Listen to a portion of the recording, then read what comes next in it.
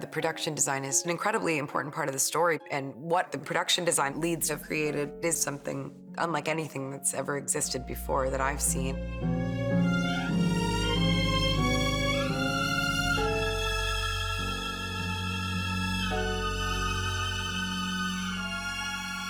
I think the script is quite pure and funny. That felt quite a free place to start, and it felt there was a place for beauty, humour, art.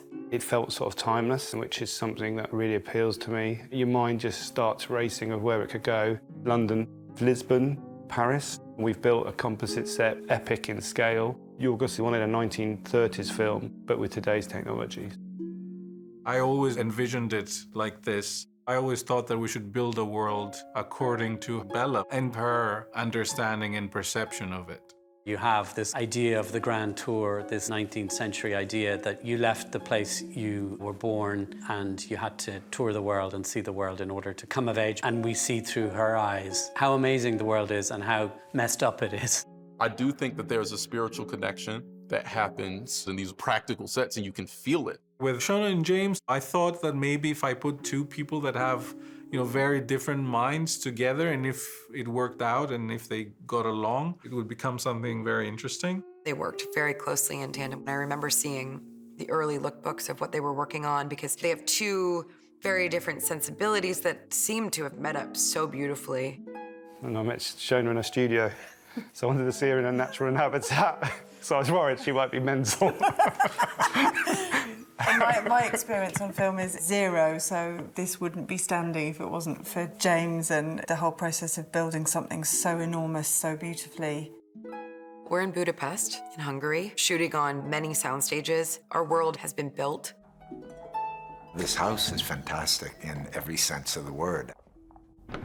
It is a thing unto itself. It shapes how you act, it shapes how you feel. Dressing and the detail is quite extraordinary. There's so much originality. There are fish on Bella's ceiling, and there's seaweed, and a mirror that has ears, and these padded silk walls with cityscapes sewn in, and I want to copy it. I want to live in that bedroom. Bella's an adult, but she needed sort of soft corners and things that she couldn't hurt herself on. So her room is incredibly soft and very beautiful. And there's a secret door. I got scared for a second. I thought we were trapped in here. They did a lot of work in coming up with references, and then you would pick and choose. We also tapped into some old school techniques like miniatures, painted backdrops. I think it was an interesting combination of techniques. The functioning shops, the doors lead to actual rooms.